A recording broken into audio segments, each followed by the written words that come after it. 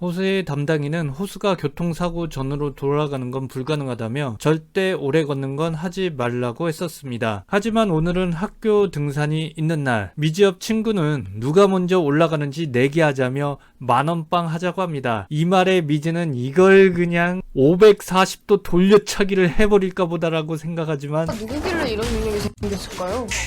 아직 영화가 영화관에서 개봉하고 있기에 다음에 보여주기로 합니다.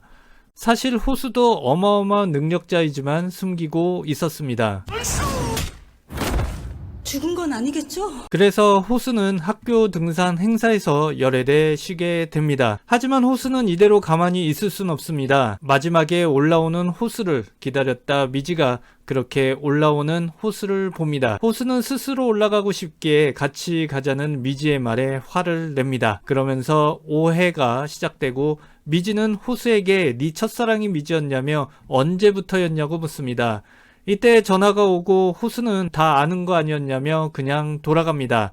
그렇게 사무실에 들어온 미지에게 사장님이 방문합니다. 그래서 최 국장은 미지에게 사업보고서 다음 주까지 사장님에게 보고하라고 지시합니다. 이 지시에 미지는 괴로워하고 이 모습을 태희가 바라봅니다. 한편 시골의 미래도 괴로워합니다. 딸기잼을 만들어 세진에게 줬는데 마을 사람들은 세진에게 딸기잼을 줬다는 이유 하나만으로 둘이 사귀는 거 아니냐고 소문이 납니다. 엄마도 소문을 믿고 어떻게 할 거냐는 말에 사귀는 거 아니라고 말한 뒤 이 소문이 더 커져 해명하는 일까지 갈까봐 그냥 화창농원 일 그만둔다고 세진에게 말하게 됩니다. 병원에 있는 선생님은 허리에는 이상이 없는데 결석이 있다며 조금 더 병원에 있기로 합니다. 그렇게 미지가 괴로워할 때 서류 봉투를 보게 됩니다. 바로 계약직인 태희가 자료를 준비해준 것이었습니다. 미지는 태희가 준 걸 바로 눈치 까고 태희에게 다가갑니다. 그리고 제발 도와달라며 지금 상태가 정상이면 혼자 하는데 지금 약을 먹고 있어서 정상이 아니라며 도와달라고 합니다. 그러면서 저번에 정류장에서 가만히 앉아 있었던 것도 걷는 거를 까먹어서 못 걸은 거라며 이제야 내 상태를 알겠냐고 합니다. 이 말에 누가 봐도 자연스러웠다는 미지의 모습에 오히려 태희는 그 순수함에 해주기로 합니다. 근데 자료가 어마어마합니다. 하지만 미지는 밤을 새서라도 일을 마무리 짓고 싶습니다. 지금은 잠깐 눈만 감은 거예요. 그렇게 밤새 준비하다 보니 안 보이던 용어도 눈에 들어옵니다. 그래, 이거지. 슬슬 속도가 붙는 미지. 한편 호수는 예전 로펌 비서님을 만나 연애 상담을 하게 되고 사실 자기 첫사랑이 쌍둥이라고 얘기합니다. 그러자 비서님은 봐봐, 얼굴이 똑같아. 얼굴이 똑같다는 얘기는 야가 야고 야가 야여야 되는데 응? 이게 뭔 소리야? 막 섞이니까 환상. 그러면서 이거 안 되겠다며 시골집 가서 미지를 직접 만나서 교통 정리를 하라고 합니다. 그래서 미지를 연기하는 미래를 만나 두손봉 산에 올라간 얘기를 합니다. 그날 호수는 병원에서 오래 걷지 말라고 했는데도 혼자 걸어서 정상에 올라갔고 거기서 기다리는 미지를 보게 됩니다. 호수는 끝까지 올라간 건 미지 너 때문이었다며 고맙다고 합니다. 이 말에 미래는 미지가 아니기에 더 이상 들으면 안 될 것 같아 자리에서 일어납니다. 이 말에 아무런 미동이 없는 미지가 이상하다고 생각하는 호수는 생각에 잠깁니다. 이후 미래는 미지와 통화를 하게 되고 미래는 호수가 왔는데 두손봉 얘기를 하고 갔다고 미지에게 말합니다. 그러면서 너에게 고마웠다고 말했다고 합니다. 그래서 미지는 너 호수한테 그런 말 듣고 괜찮겠냐며 예전에 사귀는 사이 아니었냐고 합니다. 그러자 미래는 혹시 너 소문 때문에 그러는 거냐며 사귄 적 없다고 합니다. 이 말에 미지는 달리기 경기 때 너 호수랑 같이 와서 껴안고 그러지 않았냐고 하자 미래는 그날 아팠다면서 호수가 날 부축해서 그런 일 있었지 사귄 거 아니라고 합니다. 그러면서 아픈 거 얘기했다간 병원에 입원할 거고 그럼 수능을 못 봤을 거라면서 호수에게 미지를 비롯 누구에게도 비밀로 해달라고 했었다고 합니다. 그리고 지금까지 얘기 안 한 건 너 상태가 제 상태가 아니었고 경구랑 사귀고 있어서 별거 아닌가 보다 생각했다고 합니다. 이 말에 모든 사실을 한 미지는 자신에게 겨우 그런 이유였냐며 혼자 오해로 그렇게 끙끙 앓며 여기까지 왔냐며 후회합니다. 그러면서 들춰볼 용기가 없어서 이렇게 됐다며 있다며 자책합니다. 한편 최 국장은 로사 식당 매입 문제가 순탄하지 않다는 걸 알고 결국 로펌에 의뢰하고 담당자는 이충구입니다. 다음날 미지는 드디어 신사옥 사업 보고서를 완성했습니다. 그래서 신 팀장에게 제출하니 신 팀장은 자료를 보자 이건 뭐 철자법도 틀리고 자료 순서도 엉망이고 해서 보고서 한두 번 써본 것도 아니면서 왜 이러냐며 나 엿먹이냐고 말합니다. 그래서 미지는 갑자기 소두르느냐 급하게 만들어서 그런 거라며 다시 하겠다고 하자 신 팀장은 됐다며 내가 하겠다며 보고서 쓰지 말라고 합니다. 그렇게 퇴근한 미지는 한잔 하게 되고 이 일을 안 태희도 같이 한잔하게 됩니다. 태희는 밤새서 만든 거 왜 대충 만들었다고 거짓말을 했냐고 물으니 미지는 들키기 싫어서 그랬다며 최선을 다해 쥐어짠 게 이 정도면 너무 초라해서 그랬다고 합니다. 이 말에 태희는 선임님 상태가 평소 컨디션이 아니라서 그런 거라며 사실 그 정도 한 것도 대단한 거니 너무 자책하지 말라고 합니다. 그렇게 집에 온 태희는 누군가에게 나왔어 라고 말합니다. 그러면서 안 보이는 누군가에게 미래를 계속 도와주겠다고 말합니다. 그렇게 태희는 무사히 집에 갔지만 미지는 그렇지 않았습니다. 술에 정신이 꺾인 미지는 호수에게 전화를 걸어 당장 집으로 튀어나오라고 합니다. 그렇게 호수가 나오자 미지는 두 손봉 어쩌고 스무고개 하지 말고 똑바로 말하라고 합니다. 그래서 그날 얘기를 합니다. 그때 다들 정상까지 갔다 내려오는데 미지 너가 안 보였다고 합니다. 그리고 정상에 도착할 때 나를 기다리던 미지의 모습이 선명하게 남았다고 합니다. 그러면서 나를 믿어주고 끝까지 기다려준 미지 때문에 산에 올라갈 때부터 미지가 좋아졌다는 거였습니다. 이 말에 미지도 자기도 모르게 나도 라고 말을 해버립니다. 그렇게 아침이 되고 미지는 어제 기억이 없습니다.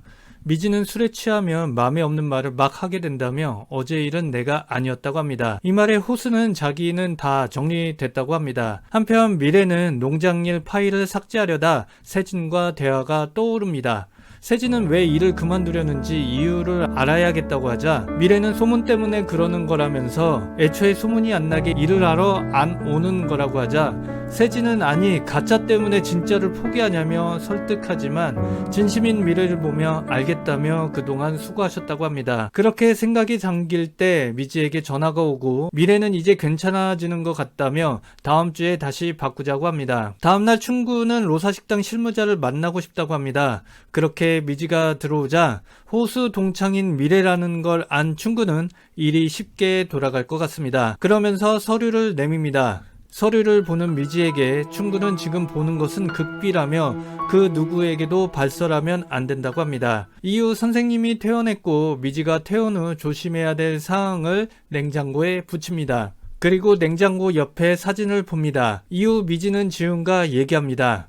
지훈은 호수와 잘해보려고 한다고 합니다. 그래서 미지가 호수는 지훈에게 관심 있나 해서 또 오해합니다. 그리고 미지는 생각합니다. 일주일 뒤에는 다시 미지인 나로 돌아가는데 남은 일주일 사이에 내가 미래가 아니고 미지다 라고 호수에게 말한들 지금 나로는 내세울 거 하나도 없고 호수에게 오해만 쌓이게 하고 내 마음도 그냥 쓰레기가 될 뿐이라고 생각합니다. 다음날 호수가 집에서 청소하던 중 미지의 시계를 발견하곤 미지에게 전화 걸어 너 잃어버린 거 없냐고 묻습니다. 그러자 미지는 경전철 파일 너네 집에 있냐고 합니다. 이 대답에 이상함을 느낀 호수는 미지를 만나고 미지는 충구와 있었던 일을 말합니다. 호수는 아무도 말하지 말라는 극비사항을 함부로 말한다며 이거 큰일 나는 일이라고 합니다. 이런 일이 있은 후 미지는 충구를 만납니다. 충구는 사진을 보여주며 이 사람이 로사냐고 물으니 냉장고에서 보던 로사 친구 상어를 지목하는 거였습니다. 미지는 뭔가 이유가 있겠지 하며 모른다고 대답합니다. 그렇게 로사 식당에 온 미지는 당분간 주말엔 영업을 하지 않는다는 표를 만들고 있을 때 선생님이 대회비 서류를 보여줍니다. 선생님은 이런 거 함부로 흘리고 다니면 어떡하냐고 하자 미지는 안에 내용 봤냐고 물어봅니다. 선생님은 당연히 봤다고 얘기는 하는데 내용을 전혀 모르는 눈치였습니다. 그렇습니다. 선생님은 난독증이 있었던 것입니다. 다음날 경구는 집에서 나오지도 않는 미래에게 바람 좀 세게 할 겸 드라이브 하자고 하고 억지로 태웁니다. 갈 곳은 동창 결혼식장. 이미 미지와 호수가 도착해 있습니다. 미래는 도대체 어디 가냐며 이 옷은 뭐냐고 하자 경구는 동창 결혼식 간 다음 호텔방 잡았다고 말합니다. 이 말에 당장 차 세우라는 미래. 미래가 미지 같지 않게 화를 내자 경구는 드디어 내 앞에 미지가 아닌 미래임을 눈치챕니다. 박보영 두 컷을 동시에 화면을 넣기에는 CG 작업하기 힘들어서 여기서 내용을 꺾은 것은 절대 아닐 거예요. 그냥 기분 탓이죠. 그래서 경구는 미지와는 그냥 전략적인 친구 사이지 절대 사귀는 사이가 아니라고 말합니다. 이 사실을 미지도 친구 통해 알게 됩니다. 결혼식장 밖으로 나온 호수에게 미지가 전화를 겁니다. 지금 잠시 할 얘기가 있다는 거였습니다. 지우는 누구한테 가는 거냐며 가지 말라고 합니다. 그리고 걔 미래 아니고 미지라고 말합니다. 이 말에 호수는 사실 나도 알고 있다고 대답합니다. 그래서 만나러 간다며 지운 손을 뿌리칩니다. 경구는 이제 다 알았으니 할 거면 제대로 하라며 딸기밭은 왜 그만뒀냐며 엄마가 걱정하니까 다시 돌아다니라고 말합니다.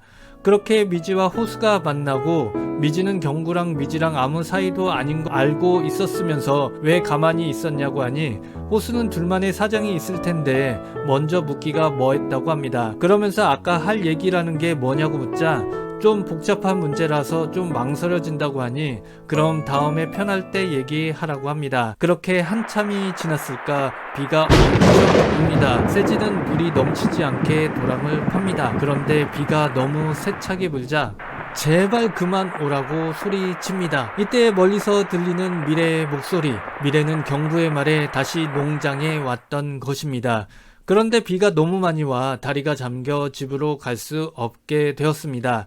세지는 여기 왜 왔냐고 하자 미래는 여긴 진짜고 밖은 가짜라서 왔다고 합니다. 그러자 세지는 소문은 왜 그렇게 싫어하냐고 하자 미래는 좋아할 이유는 없다고 말합니다. 그러자 세지는 난 그 소문이 좋다고 말합니다. 이 말에 놀라는 미래 그리고 육회는 끝이 납니다.